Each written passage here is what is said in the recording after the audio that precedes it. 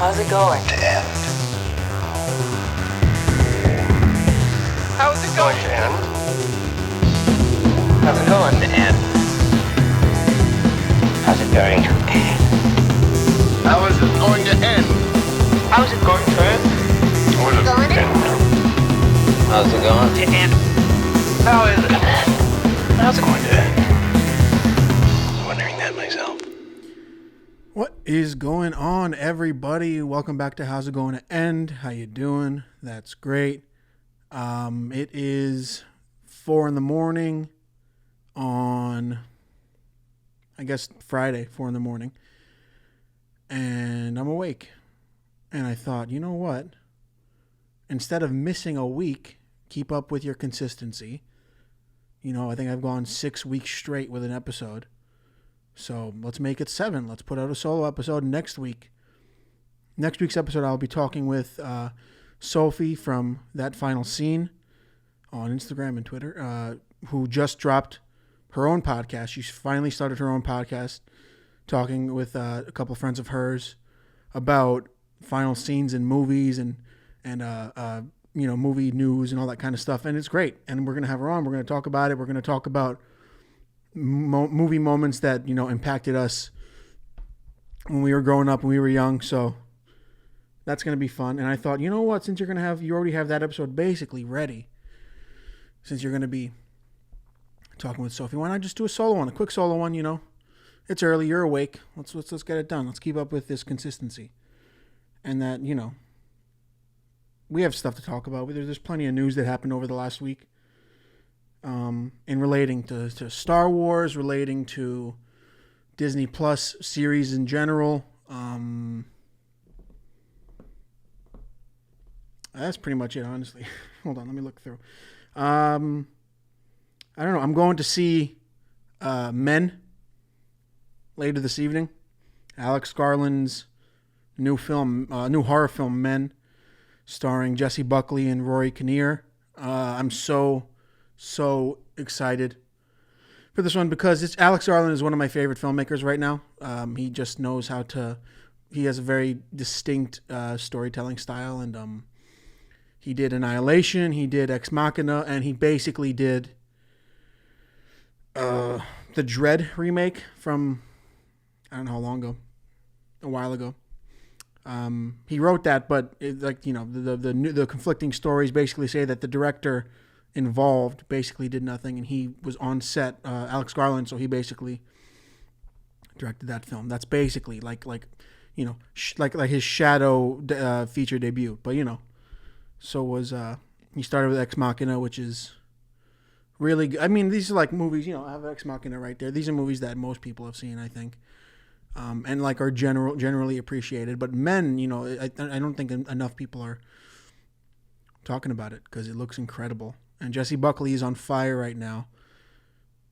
She's I think the first thing I'd seen of her was it I'm Thinking of Ending Things. I think that was it. I don't know. I feel like I've seen her before.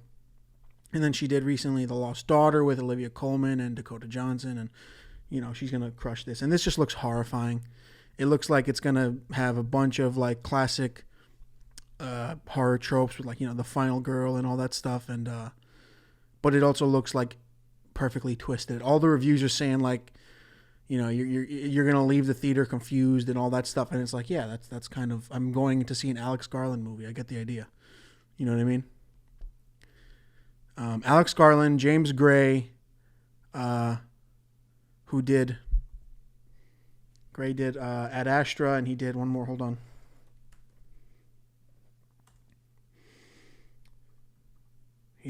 James Gray did Ad Astra. Am I only thinking of Ad Astra? Wow. Okay. Ad Astra is one of my favorite other sci-fi movies. I put that in like in a box with Annihilation and Ex Machina. I'm gonna go check that out later. I'm so excited for Men. You know, there's a compromising title there. But no, I'm looking for. I'm excited for some original horror. You know what I mean? Not that there's anything wrong with sequels and reboots and all that of other horror and now requels, which is a coin termed in Scream, the new Scream movie. But yeah, I'm just excited to finally see something, an original story. I guess that's what I'm mostly focused on now, is the idea that this is a story that fully written right now. It doesn't have 30 years of franchise backstory. So that's exciting. What else is going on? They have they showed a trailer for She-Hulk, and it looks just about as I guess you'd think it would look. See, here's the thing. Here's the problem now. At this stage in the Disney Plus series stuff is you start off with The Mandalorian and WandaVision in terms of like Star Wars and Marvel. You know what I mean? The Mandalorian, made by people who are fans, Jon Favreau and Dave Filoni, actual fans who want to tell an original story using the world of Star Wars. And they did very well. And then WandaVision is like basically the first thing out of Phase 4 of the MCU, which is it wasn't supposed to be, apparently, like according to the lineup. But it just worked out because they couldn't release anything in theaters. They were like, yeah, we might as well. We have the series ready. And it's the most, to this day in the Marvel world, it's the most creative thing they've done. It's the most stylistically creative, aesthetically, structurally, everything about it it's unheard of. Like the fact that they did that is incredible. WandaVision is, even if it ended on such a classic, stupid boner joke and giant CGI fight, it's like those first 5 episodes are just perfect. They're excellent to me. And then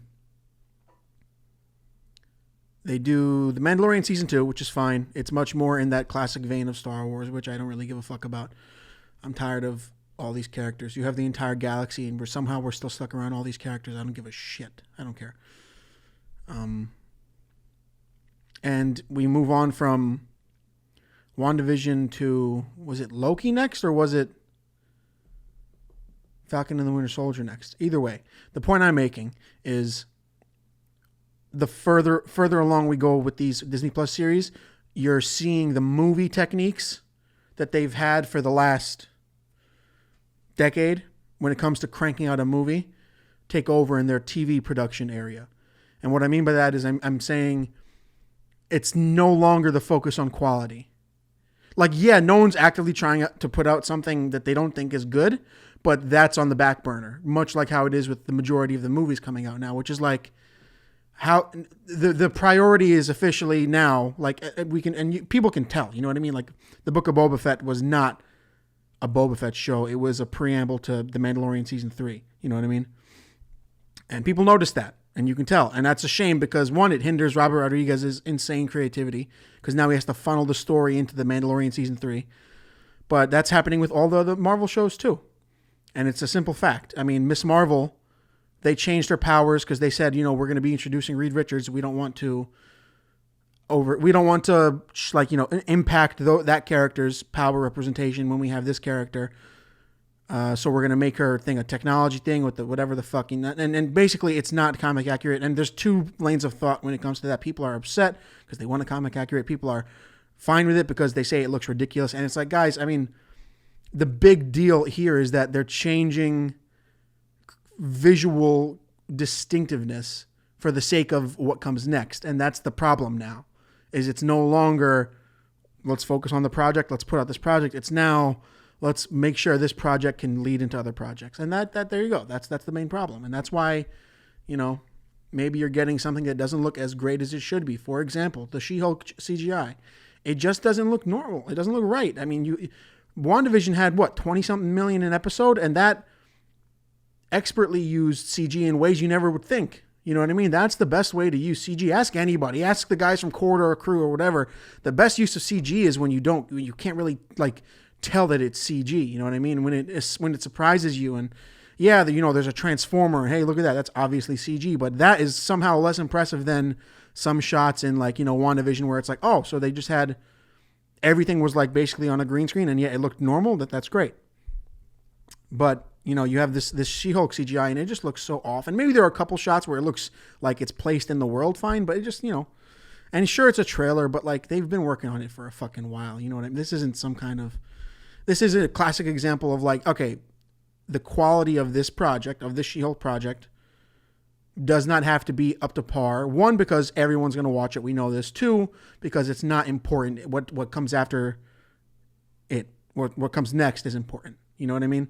They don't care about, and it's a shame because they did at first. Like that's how they fucking hook, line, and sink you. You know what I mean? They put out these projects that are so abundantly creative on every front in terms of the writing. Like WandaVision is phenomenal, and those first 5 episodes, phenomenal. The way they tell that story, the way that it unfolds itself, and then just everything about it aesthetically is incredible. And then you have, The Mandalorian, Greg Fraser invents technology now. He basically like goes away with the fucking green screen, invents new LED technology to make it look phenomenal all the time. It looks incredible. Everything in The Mandalorian is insanely beautiful. And now it's gotten to that point where it's like, as that LED screen becomes the standard, it's like, all right, now we don't have to think about that much. Now we can focus on, the next whatever. And that's like the problem many people had with, Multiverse of Madness and all that, is like, all right, well, how is it going to funnel into the next thing? In the end of Doctor Strange 2, it's like, oh, we'll have Charlize Theron play Clea and jump into Doctor Strange 3. Doctor Strange will return. It's like, yeah, no shit. He's going to return. What? Did I think that was the last time we'd ever see him? Come on. The main criticism when it comes to the She-Hulk stuff is like, hey guys, you're a $25 billion franchise. You know what I mean? Shell some extra fucking bucks towards the digital department, and let's have them. I don't know. Or you could have also just like I was saying this on Twitter. You could have just painted her green and used forced perspective. There's nothing better. Like truly nothing looks better than like when you can do something practically and successfully practically. I mean, like Lord of the Rings, like they have the hobbits looking like small human beings. You know what I mean? With big feet walking around, and then you have, Gandalf walking around, and it looks normal. Forced perspective works like a fucking charm. But I guess, that goes back to the idea of like, all right, listen, we'll do everything in post. Everything, like, let's have the person stand in a green square. Everything will be done in post. Who cares? And you know what? They're fucking right, because, everyone's going to watch, either to hate watch it, to shit on it, or to, just genuinely watch it. And there you go. And then it'll move on to the next project and the next project. And then Kevin Feige is planning the next 10 years. And it's like, oh my God. And also, I'm never going to pronounce his name right. I don't care if it's pronounced Feige. I'm saying Feige because fuck it. Who cares? I think he'll be okay with it. I think he's all right. But yeah, no, we got the next 10 years planned out. Or they're being planned out. And everyone's going to go and see them. And they're squeezing out every other type of fucking movie. But what are you going to do? That's the way that the industry is going, right? At least we can focus on Neon rated, the studios A24, Neon, and Focus Features. I'm sure there are others. These are the ones that I've primarily, like the majority of my favorite movies of the last decade are from these studios, from these production studios, and they're just incredible. They put out consistently creative films made by creative people, and they're one of like the only ones doing it. Everything else is like, we're going to do Pirates of the Caribbean, but instead, because Johnny Depp is in some hot water right now, let's have a star everyone loves being, Margot Robbie. Let's ring her up. Hey, Margot, how are you for the next 10 years of Pirates of the Caribbean movies? I know you're sort of in DC, and I know you want to start this Ocean's 11 prequel. It's fucking ridiculous. Whatever. Who cares? But yeah, And then there's nothing funnier. There's nothing fucking funnier. What's this lady's name?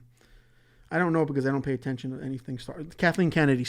She had this whole thing about, like, they had a whole Star Wars shit going on this last week. I don't know if it was just like a premiere thing or whatever.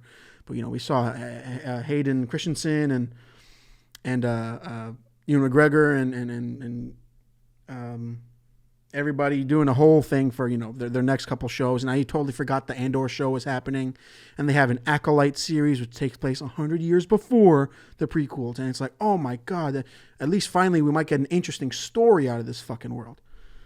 She said she learned from casting Solo from like, oh yeah, basically her thing was like, yeah, we're not going to cast other people to play characters now. It's like, do you think that was the problem with Solo? You think that was the problem with Solo and not the fact that like nobody really cared for that movie? Nobody wants to know how their cool thing got cool. They just like their cool thing.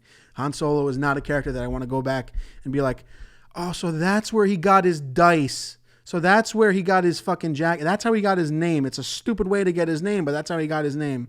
Cool. And then Kathleen Kennedy's like, yeah, no, it was the guy. That was his problem. He was the one that made this movie not right. We from now on, everything will be completely digital. Even the people, their voices, everything. If you look at behind the scenes of our shows and movies, it's just going to be fucking green from now on. It's fucking stupid.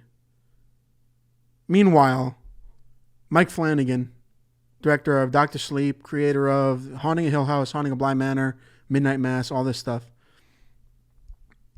did a couple of the best recastings ever in Dr. Sleep.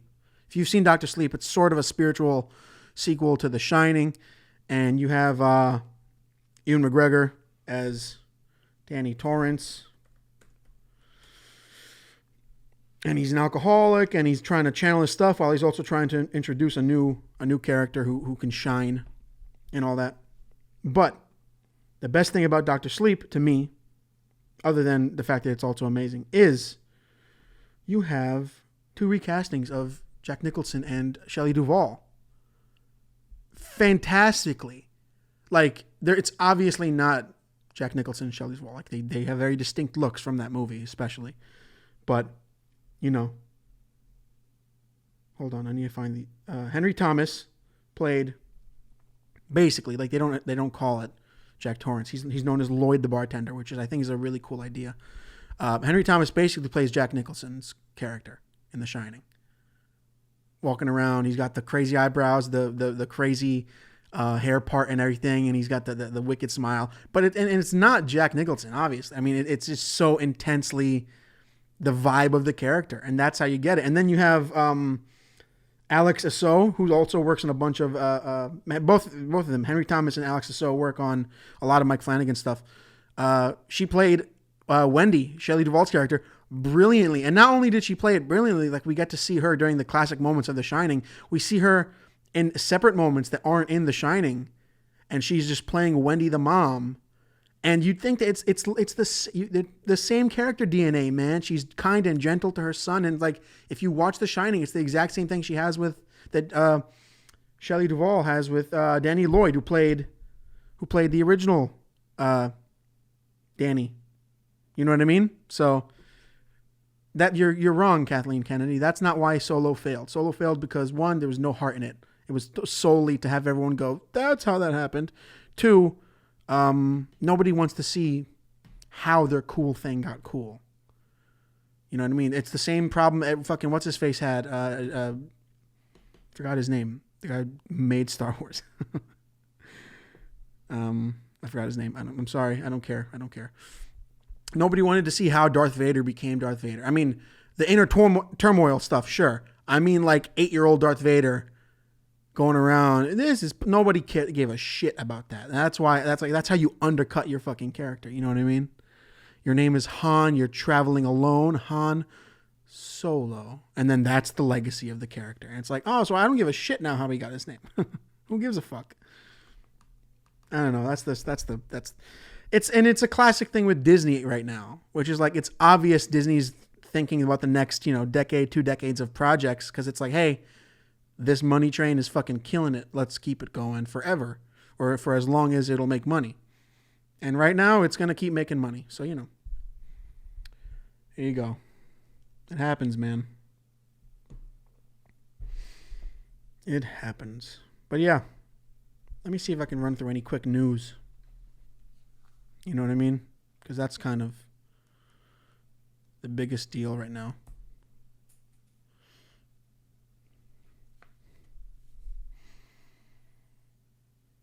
Oh, excited for this. I'm so excited for this. So the Harder They Fall was a Western, done by Jaime Samuel on Netflix. Really, really fucking good. I remember when they announced it. Like the whole appeal of it was that it was like a black Western, because whenever you look at Westerns made in the 40s to the, the spaghetti Westerns, they always either like never touch on slavery or the fact that like, the awful racism of America's history. They always kind of go towards like, the Wild West. It was a lawless time and yada yada.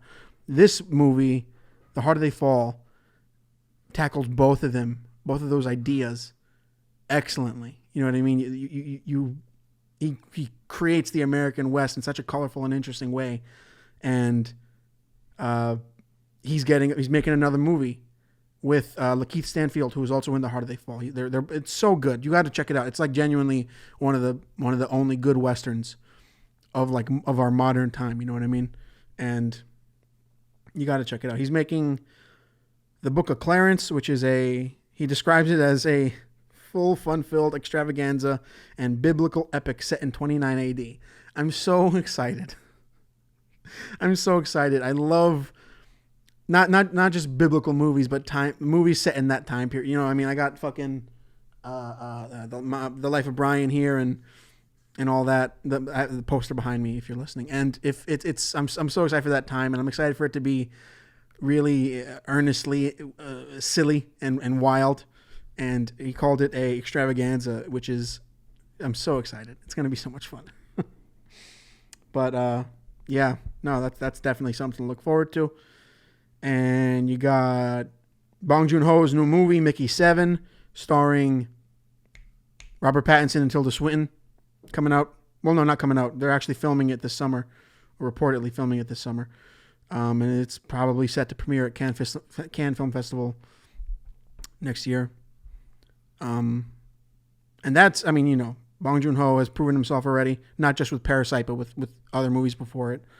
And Robert Pattinson is on fire right now. They have the Batman sequel planned. So basically his next two projects are the Batman sequel and this movie, which the guy has worked with so many fucking killers. Christopher Nolan, Claire Denis. Don't forget. Come on, man. Hold on. There's a whole list of the people. Matt Reeves, but Matt Reeves has like officially made his name now with the Batman. Even though he's also crushed. That's another thing. There are these filmmakers now that are getting like the attention they rightfully they fully deserve, but they've been killing it for a good while now.